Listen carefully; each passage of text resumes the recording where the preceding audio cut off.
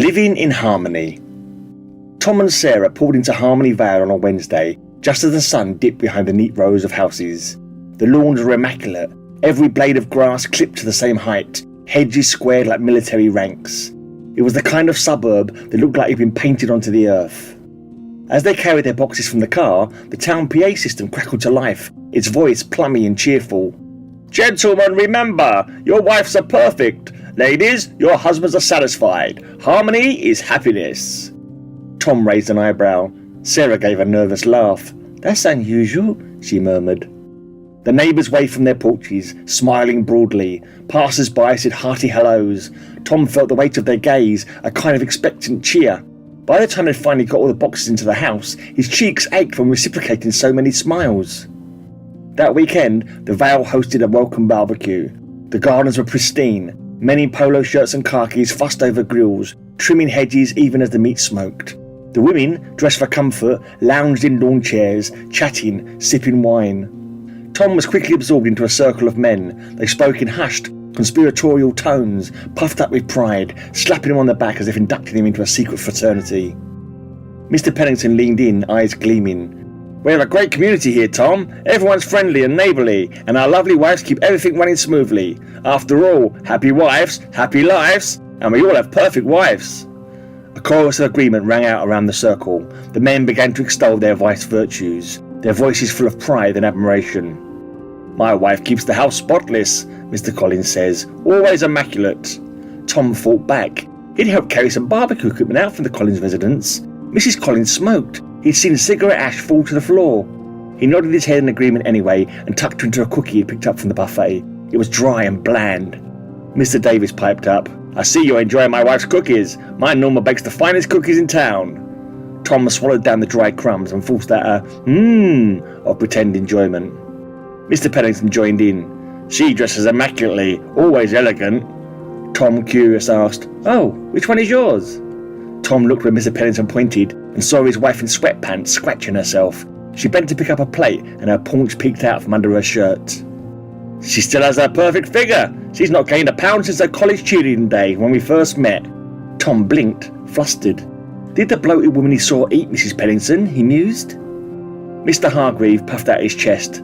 "My wife never has a headache. I can make love whenever I like." Tom smiled politely. "Really? What is it, 2 times a week? 3? Hargrave paused, frowned, then chuckled nervously. "Well, it's been 2 years, but that's my choice. I'm pacing myself, you see." The other men nodded solemnly, as if this made perfect sense. Tom's smile grew tighter as the conversation progressed. Were they pranking him?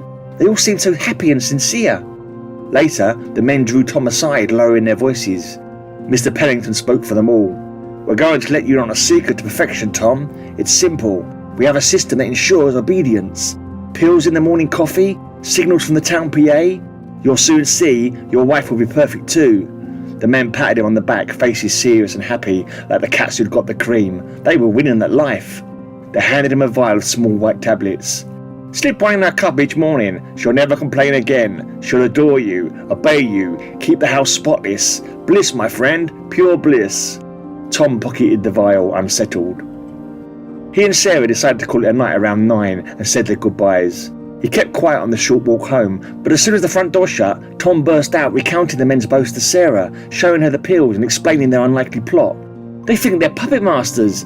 Pills in the coffee, signals from the PA. They swear their wives are perfect, never get headaches, spotless homes, elegant dresses. But what I saw, it didn't match at all." Sarah listened, chuckled, then leaned in, her voice low. "The women told me the truth. It's not them who are controlled, it's their husbands. The pills and signals don't change the wives, they're just sweeteners. The men are all chipped, pacified, convinced they're in charge." Tom blinked. "So they're bragging about control, but they're the ones enslaved?" Sarah nodded. "Exactly, and here's the twist. The men did have a plan. They wanted to step with their spouses, turn them into obedient dolls, but the women found out first. They flipped it. Now the men live in their fantasy, thinking they're the masters, while the women just let them believe it. Easier that way, no fights, no stress." Tom sat back, stunned, then laughed. "So the whole town is built on a lie? Men convinced they're kings, women content to let them dream?" Sarah smiled. "But it's not for us," she stated. "Hell no! Tom intoned. I love you just the way you are. They decided to open a bottle of wine and stayed up long into the night discussing the harmony of Harmony Vale. Tom raised his glass. Thanks, but no thanks. They clinked glasses, choosing authenticity over illusion. They laughed so hard that Sarah accidentally let one rip. That made them both laugh all the harder. They went to bed and made love, drunken, fumbling. Tom got a touch of cramp, but it was real, authentic, imperfect maybe, but it was theirs, and they loved it. Early the next morning they awoke, hungover to the blare of the PA. Perfection is happiness! Tom muttered under his breath. No, imperfection is love. He got up to put the coffee on. He brought Sarah her first cup of the day in bed. She squeezed his hand. They smiled, content as two flawed beings in a world of false bliss.